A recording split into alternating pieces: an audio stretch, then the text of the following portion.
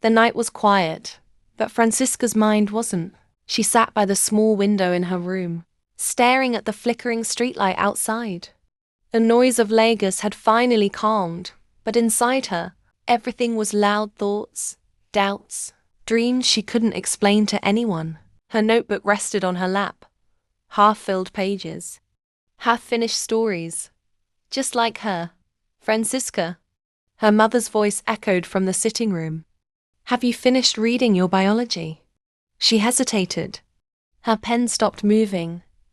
"Yes, Mummy," she replied quickly. But it wasn't true. She wasn't reading biology. She was writing again. Writing about a girl who felt lost in her own life. Writing about dreams that didn't match expectations. Writing about herself without saying her name. She flipped the page and read what she had just written. What if the life they want for me is not the life I'm meant to live? Her chest tightened, because that wasn't just a line.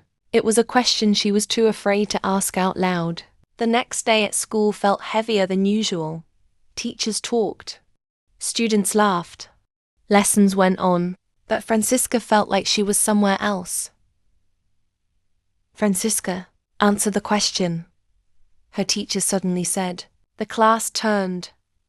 Her heart raced. She didn't even hear the question. I don't know, Ma," she said softly. A few students laughed, always quiet. "You need to wake up," the teacher said, shaking her head. Francisca nodded, but inside, something sank. It wasn't just about not knowing the answer.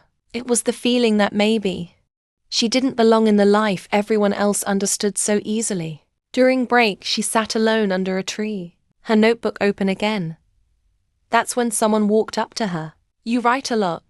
She looked up. It was Daniel, the quiet boy from her class. The one people barely noticed. "I've seen you," he continued. "You're always writing something." Francisca quickly closed her notebook. "It's nothing," she said. Daniel shrugged and sat beside her anyway. You know, people who say it's nothing are usually hiding something important.